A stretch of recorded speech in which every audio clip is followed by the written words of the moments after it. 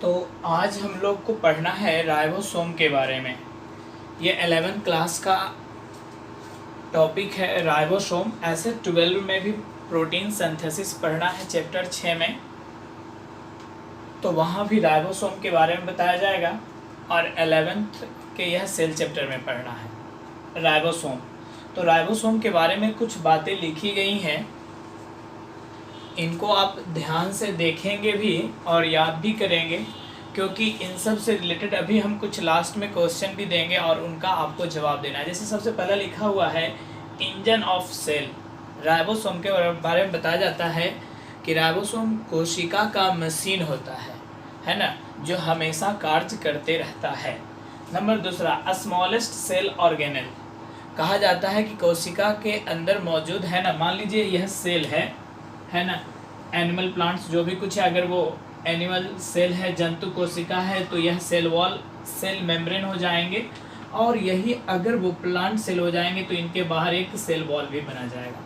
चलिए, हमें अभी देखना है राइबोसोम के बारे में। तो ये सेल के अंदर कोशिका द्रव्य यानी साइटोप्लाज्म में कहीं कहीं इसी तरह से बिखरे पड़े रहते हैं। तो कभी कभी ईआर है ना, इंडोप्लाज्मिक रेटिकुलम है ना, अंतःप्रदवी जालिका जो है उनके ऊपर भी यह पाया जाता है। कौन? राइबोसोम। इस तरह से, यानी राइबोसोम का पोजीशन की बात करें, स्थान की बात करें कि राइबोसोम कहाँ पाए जाते हैं, तो आप जवाब क्या देंगे कि राइबोसोम कोशिका द्रव्य में कहीं कहीं बिखरे पड़े रहते हैं, तो कभी कभी ईआर यानी इंडोप्लाज्मिक रेटिकुलम ईआर के सतह पर भी पाए जाते हैं। और क्या करते हैं? प्रोटीन का संश्लेषण करते हैं। ध्यान देने वाली बात है, प्रोटीन का संश्लेषण करते हैं, इसलिए इसे प्रोटीन फैक्ट्री ऑफ सेल कहते हैं, है ना। कोशिका में प्रोटीन की फैक्ट्री कहा जाता है किसको? राइबोसोम को। तो क्वेश्चन कभी कभी आपको देखने के लिए मिलेगा कि राइबोसोम का संबंध निम्न में किस कार्य से है, तो आपका कार्य क्या है? प्रोटीन संश्लेषण। ध्यान रखेंगे, कौन? राइबोसोम के द्वारा होता है। Next, organelle within organelles. यहाँ बताया जा रहा है कि राइबोसोम कोशिका का तो अंग है ही, ये देखिए सेल का तो ऑर्गन है ही, लेकिन कोशिका के अंदर माइटोकॉन्ड्रिया भी होते हैं, है ना, और क्लोरोप्लास्ट भी होते हैं।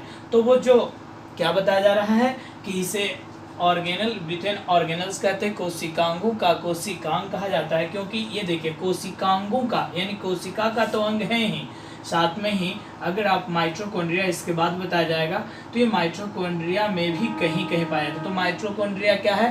कोशिका का अंग, और उसमें भी यह पाया जाता है, इसलिए इसे हम कोशिकांगों का कोशिकांग, ऑर्गेनल विथिन ऑर्गेनल्स, ध्यान दीजिएगा, एंड राइबोन्यूक्लियोप्रोटीन कहते हैं। क्या?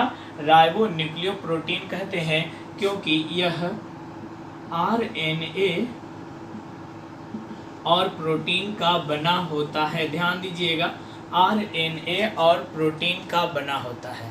अभी तक आपने क्या जाना? राइबोसोम इंजन ऑफ सेल है, कोशिका का मशीन है, स्मॉलेस्ट सेल ऑर्गेनल से सबसे छोटी कोशिकांग, सबसे छोटी कोशिकांग है कौन? तो सबसे छोटी कोशिकांग राइबोसोम। तो आपके जहन में आ रहा होगा कि तो इस तरह से सबसे बड़ी भी होता होगा जी, तो सबसे बड़ी न्यूक्लियस केंद्रक। ध्यान देंगे, सबसे बड़ा तो केंद्रक और सबसे छोटे कौन है जी? तो वह कौन है? राइबोसोम है। Next, highest number in cell. कोशिका में इनकी जो संख्या होती है और सभी कोशिकांग जैसे mitochondria, chloroplast, lysosome, Golgi complex ER के अपेक्षा काफ़ी अधिक होती है, इसलिए इसे हाईएस्ट नंबर इन सेल बोल रहे हैं। Protein factory of cell. कोशिका प्रोटीन का सिंथेसिस करता है, संश्लेषण करता है, इसलिए इसे प्रोटीन की फैक्ट्री कहते हैं। Organelle within organelle. कोशिका का तो अंग है ही, और कोशिका में मौजूद कुछ ऑर्गेनल्स जैसे कौन? माइटोकॉन्ड्रिया और क्लोरोप्लास्ट में भी पाए जाते हैं, इसलिए इसे ऑर्गेनल विथिन ऑर्गेनल्स कहते हैं, है ना। राइबोन्यूक्लियोप्रोटीन। क्या? राइबोन्यूक्लियोप्रोटीन क्यों करें जी? क्योंकि यह आरएनए और प्रोटीन का बना होता है। एक चीज और छूट गया, यहाँ ध्यान दीजिएगा, राइबोसोम के बारे में बहुत बार क्वेश्चन आता है मेम्ब्रेन और मेम्ब्रेन लेस से, कि कौन से कोशिकांग है, कौन सा कोशिका का अंग है जो मेम्ब्रेन युक्त होता है, मतलब झिल्ली युक्त होता है, और कौन झिल्ली युक्त नहीं होता है। तो यह मेम्ब्रेन लेस है ना। ध्यान दीजिएगा, मेम्ब्रेन लेस सेल ऑर्गेनेल। ये क्वेश्चन बहुत बार आपको देखने के लिए मिलेगा। कौन सा कोशिकांग झिल्ली रहित होता है? तो झिल्ली रहित अभी के अनुसार राइबोसोम, इसके अलावा सेंट्रियोल और सेंट्रोसोम, क्या सेंट्रियोल और सेंट्रोसोम भी है ना मेम्ब्रेन लेस सेल ऑर्गेनल्स हैं। तो ये पूरी बातें याद रखिएगा। क्या engine of cell, smallest cell organelle, highest number in cell, protein factory of cell organelle with an organelles, ribonucleoprotein क्यों कर रहे हैं? क्योंकि आरएनए और प्रोटीन के बने होते हैं। और सबसे महत्वपूर्ण टॉपिक मेम्ब्रेन लेस, है ना।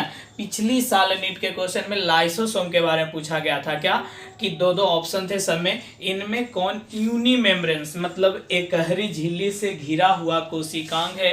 तो उसका जो सही आंसर बना था वो लाइसोसोम और वैक्यूल यानी रसधानी था। ये दोनों जो हैं यूनी मेम्ब्रेन होते हैं, एकहरी झिल्ली से घिरे होते हैं।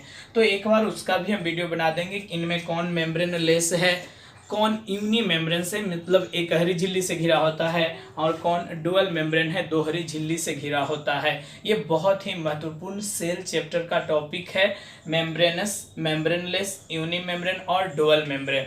तो यहाँ पर मेम्ब्रेनलेस है कौन? राइबोसोम। अब हम इनके बारे में कुछ और जान लेते हैं।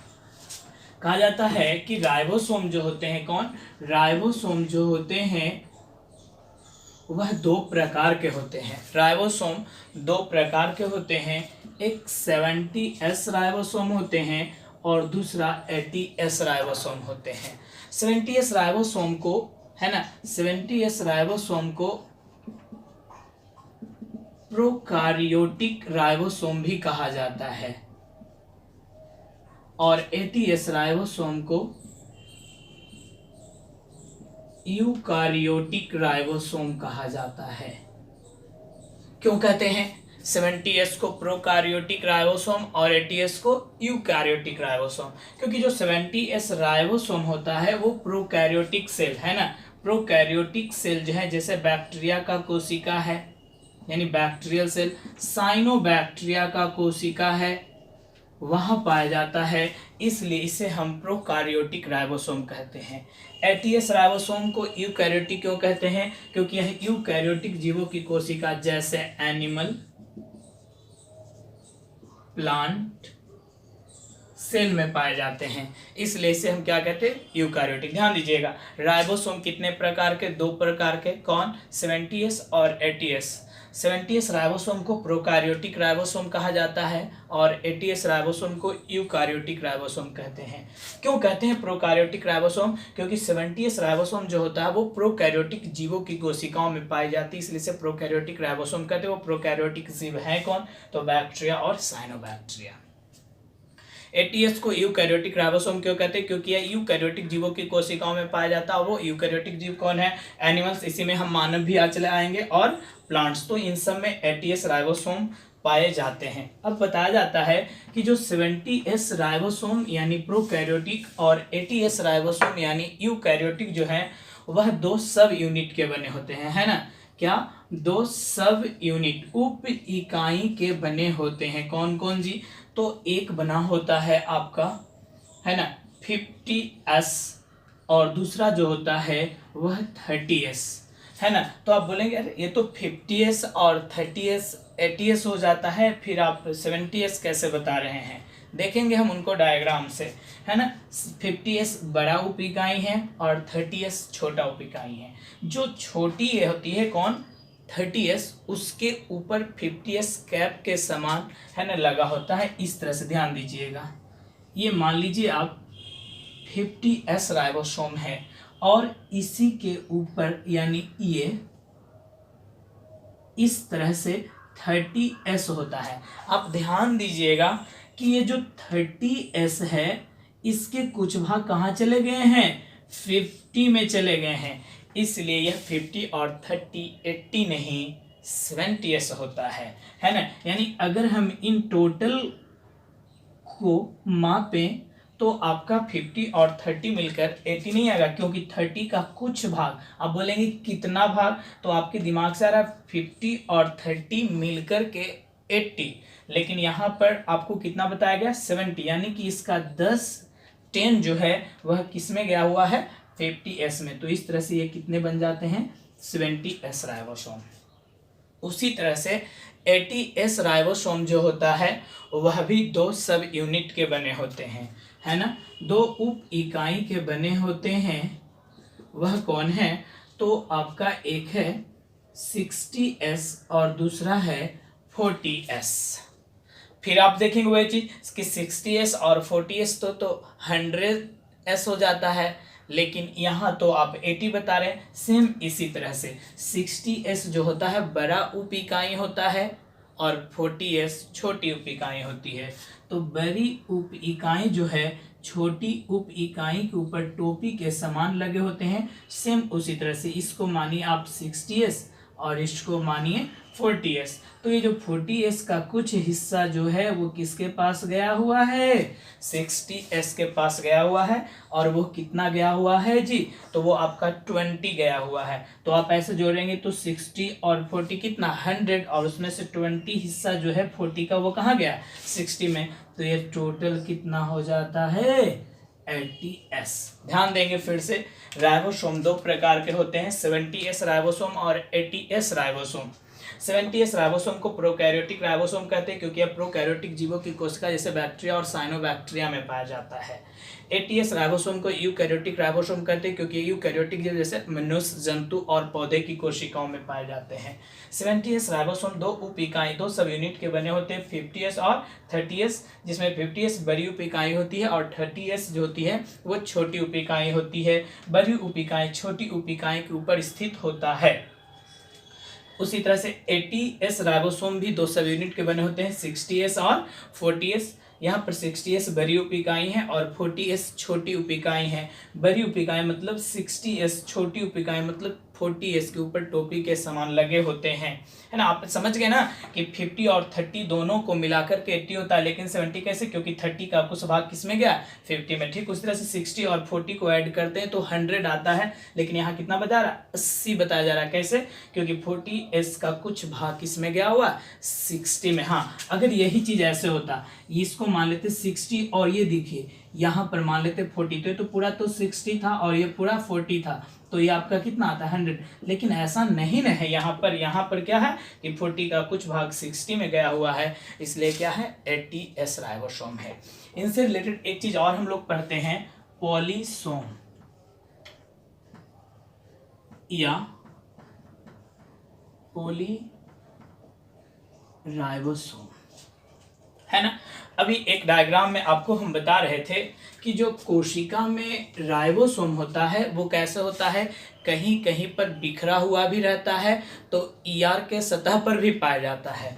तो कहीं कहीं पर इस तरह से बिखरा हुआ रहता है, तो आप इसका काम बताए हैं कि प्रोटीन फैक्ट्री ऑफ सेल, है ना, कोशिका में प्रोटीन की फैक्ट्री। तो जब यह प्रोटीन संश्लेषण होना रहता है ना, प्रोटीन संश्लेषण होता है तो जो आरएनए 3 प्रकार के होते हैं, है ना, mRNA, rRNA और tRNA। तो जो mRNA है, मैसेंजर राइबो न्यूक्लिक एसिड, वो इस धागे के रूप में होते हैं और इनके ऊपर जब प्रोटीन का संश्लेषण होता है तो ये जो राइबोसोम आपको दिख रहे हैं ना, वह इस तरह से इनके ऊपर आकर लग जाते हैं, यानी एक समूह बना लेते हैं। किसका समूह जी? तो राइबोसोम का, यानी ग्रुप ऑफ राइबोसोम हो गया, कोशिका का समूह। कब? जब प्रोटीन का संश्लेषण होना होता है तब। तो जब प्रोटीन का संश्लेषण होना होता है तो राइबोसोम mRNA के ऊपर एक समूह बना लेते हैं। इसी समूह को हम क्या कहते हैं?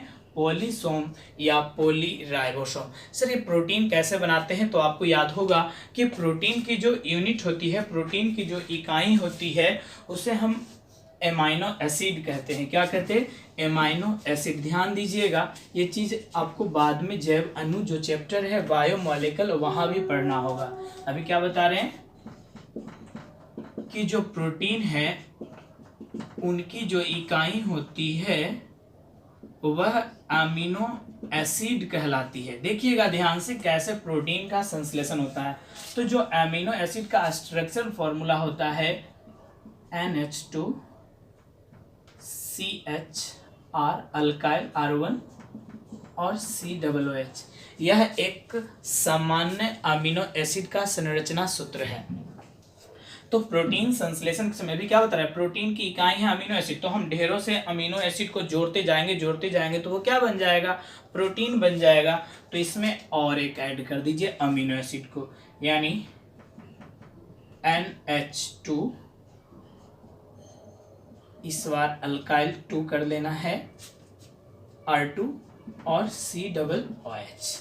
अब ध्यान दीजिएगा यहाँ पर कि एक अमीनो एसिड यहाँ से यहाँ तक का है, तो दूसरा अमीनो एसिड यहाँ से इधर तक का है। तो ये दोनों को जब हम ऐड करते हैं तो एक का OH और दूसरे का H जो होता है वो बाहर हो जाता है, यानी -H2O। अब आपका बचा क्या, यहाँ से लिख देंगे आप NH2 bond C bond R1 bond COO। इसके बाद तो ये खत्म हो चुका है ना, तो आपको क्या मिलेगा, NHCHR2 COOH। तो यहाँ पर कुछ आप देख रहे हैं, दो अमीनो एसिड के बीच एक बॉन्ड बनता है, इस बॉन्ड को हम लोग कहते हैं पेप्टाइड बॉन्ड। बहुत ही महत्वपूर्ण बातें हैं जो आपको याद रखने हैं कि पेप्टाइड बॉन्ड कब, जब दो अमीनो एसिड के बीच कोई बंधन, अभी तो पेप्टाइड है लेकिन दो अमीनो एसिड के बीच बना इसलिए डाईपेप्टाइड, तीन अमीनो एसिड के बीच बनता तो उसे क्या कहते हैं, ट्राईपेप्टाइड। इसी तरह से कई अमीनो एसिड जब आपस में जुड़ते हैं तो प्रोटीन का संश्लेषण होता है, और जब 3 से अधिक अमीनो एसिड आपस में जुड़ते हैं तो उसे पॉलीपेप्टाइड कहा जाता है। तो ध्यान दीजिएगा, प्रोटीन के बीच के बंधन को क्या कहते हैं, तो पॉलीपेप्टाइड कहते हैं। कभी कभी तो ऐसा रहेगा कि प्रोटीन जो है वह पॉलीपेप्टाइड है, सही बात है, क्योंकि प्रोटीन कई अमीनो एसिड के मिलने से बना है, और जब कई अमीनो एसिड आपस में मिलते हैं तो उससे किसका निर्माण होता है, प्रोटीन का, और उनके बीच के बंधन को क्या कहते हैं, पॉलीपेप्टाइड। रिपीट करते हैं हम लोग, राइबोसोम। राइबोसोम क्या है, सबसे छोटी कोशिकांग है जिनकी संख्या किसी भी कोशिका में सबसे अधिक होती है।